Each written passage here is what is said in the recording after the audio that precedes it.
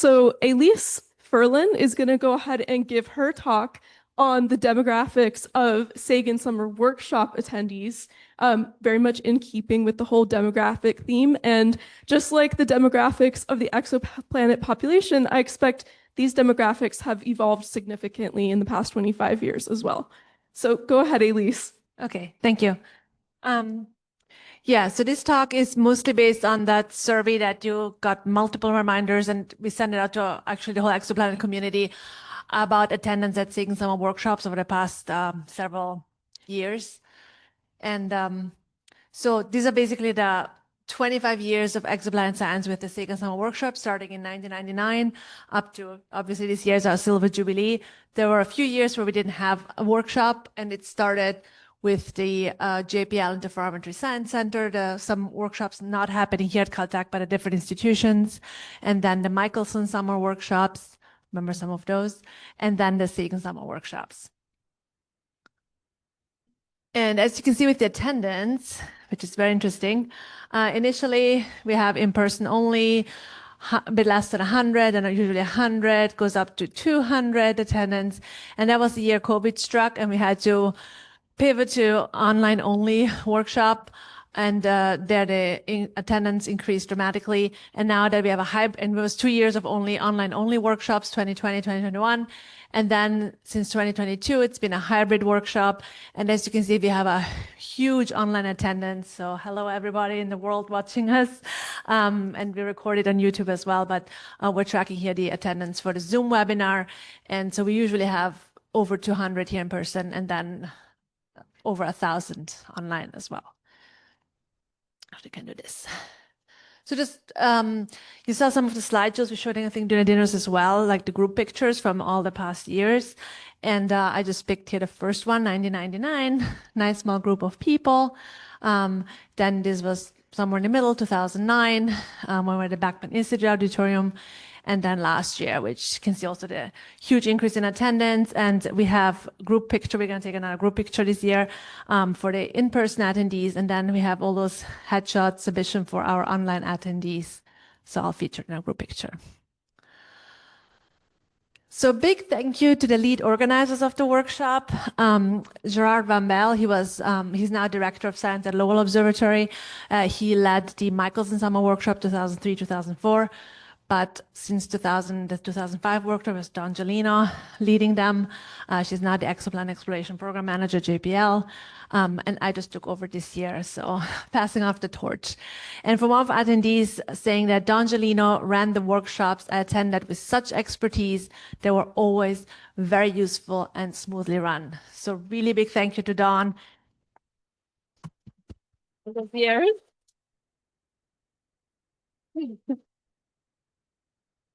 Yes, I have in the last slide too. This Ellen O'Leary. She was a big part of almost all of those workshops as well, making sure they're running smoothly, doing a lot of the organization of them.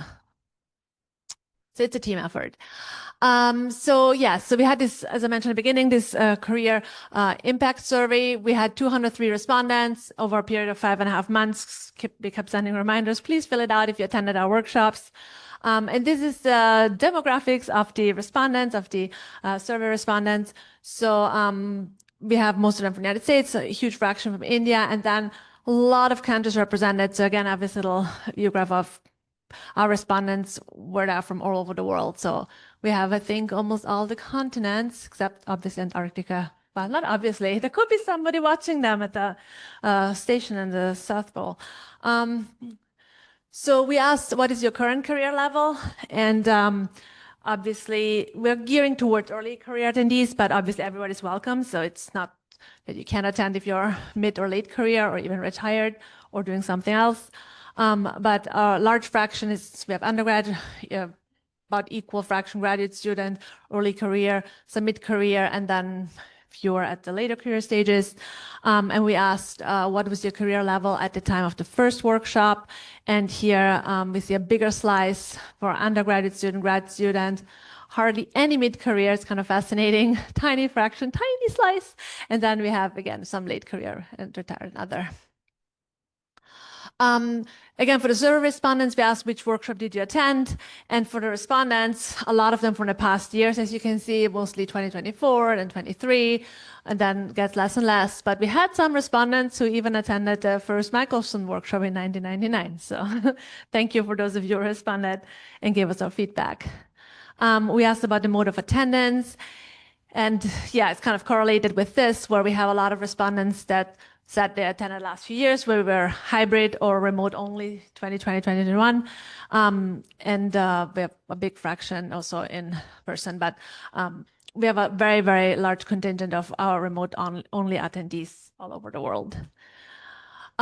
We asked the overall impact of the workshop on your scientific knowledge and skills, and it's overwhelmingly positive. There was just 0 that said very negative or just slightly so negative, so most say very positive. And also, how well does the workshop address a timely relevant topic in the field of exoplanets? And again, it was this huge overwhelming response. So we must be doing something right that attracts attention and the praise of the community. What was most specific, but the most beneficial aspects of the workshops are, so it's there was select all that applies, so it wasn't either or. So it's presentations, hands-on sessions, really the top 2 there. Also panel discussions, which we didn't have, I think, that many in past years. So it's a new addition here, lunches with speakers and poster pop sessions here, but really the top 2 is presentations and hands-on sessions. And then we asked about the hands-on sessions, how useful they are. And again, if you look at the very useful or useful, it's really a large fraction, only a few very, very small fractions that are not so useful. And then the level, we're also pretty happy that it's right about in the middle here. Some say it's a bit too rigorous, too hard. So I guess it varies from year to year. So, and obviously we have different expertise level in the room. So for some, it might really be a bit harder, but I hope maybe after the workshop, looking it over and we have everything on YouTube, that might help a little bit too. And then we had the question about if you applied for travel support from NExScI, was about 20% said yes. And if would your attendance have been impossible without support? And a bit less than half said yes, actually. So looks like we should keep doing that, supporting at least as many attendees as we can. And I have here some quotes that when the presentation was online, you can read them all at your own leisure. I don't want to take too much time reading every single quote here that I picked out. But some nice ones, for example, is what was just knowledge and skills gained from the workshop. And some is said, for example, reducing interpreting GWST data allowed me to obtain time in future cycles, develop independent research programs. And some say, for example, using learning about the different techniques other researchers use, and so I could develop new ideas for my own research. And then retrieval skills, for example, some people learn that, light curves, precision radio velocity. So for a lot of you, it was really, I learned new skills that I could apply to my work. For the hands-on sessions, like also this quote here, the hands-on sessions, they were really useful and important because participants and instructors shared a lot of valuable information on tools and methods they used. These tips and tricks don't really get shared any other way than when a group of people are trying to work on something all together and then can see what everyone else is doing in real time. So yeah, try really to do these hands-on sessions here in real time, working together, because sometimes you might say, well, I'll do it later, and then it never happens. So it's really useful to be here, ask questions, and you have the experts in the room as well. And some mentioned like they got skills in practical skills in programming, or some is really tools in the hands-on sessions that I currently use in my own research, and some that from here highlighted improving the quality of my research just from the hands-on sessions. And people note also, remember, we have the videos from previous year sessions on YouTube. So again, you can follow along there if you say, oh, now I want to work on GWC data. Oh, that was a few years back. So you can check that out. Teaching and learning, again, people saying useful for my students here. The low cost was a key factor in the participation. So that we realize is important as well, not to have a humongous registration fee. And one also responded that this Sagan workshop experience helped me organize and run my own GWST exoplanet GTO program, and also helped prepare hands-on activities for the Vatican Summer School. Probably some of you, if you paid attention, know who that was. And also yeah, like as a mid-stage graduate student, this was the first conference where I felt less like I was absorbing the wisdom of my elders and more like I was among a cohort of peers who are going to tackle the new frontiers of exoplanets. So it's really, yeah, group of like-minded people. And also a person saying that they were citizen scientists and led to pursuing a PhD. Influence on careers, person saying attended as a participant in 2009 and a lecture in 2023, and shows how much my career advanced, and the workshop was there to help me in the beginning. And another person saying got insight from speakers about postdoc applications, which allowed me to become a Sagan Fellow year after. Don't know what it was, but again, might help you for applications or not just research. Also then gave the confidence to apply to graduate school in planetary science and completely changed the trajectory of my career. So you might say, wow, exoplanets are so cool. That's what I want to do now. Connecting with other graduate students, also here then friendships. I think I have it somewhere. It's the next slide here. Personal connections. Where people also say appreciate the, oops, let me go here, openness of senior researcher.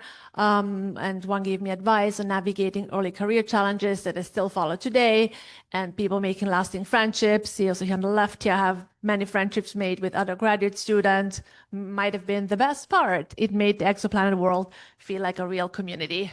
And again, some career advice and people who, they met people here and they're still in touch with friendship and colleagues. And this is my last of the quotes. Again, you can read them once the presentation is online, so I won't read everything, it's too tedious. It is a great way as an early career scientist to participate in something that feels catered and designed for you. And people appreciate also that it's a hybrid event. Like I mentioned, we have over 1,000 people registering for the online workshop. And I think some person said here, I think the first time I started to feel like a real astronomer was at the first Sagan Summer Workshop I attended in 2019 as a junior graduate student. It was really special to be in a community with astronomers at all career stages who are interested in the same stuff I was interested in, and exchange stories and learning about our field. So again, being a community, being here together. And yeah, here my last slide, I'm listing all the LOC members over the year, and in bold is actually people who were involved in several workshops, like 3, 4, 5, 6 or more. And like I mentioned at the beginning, Ellen O'Leary featured right here.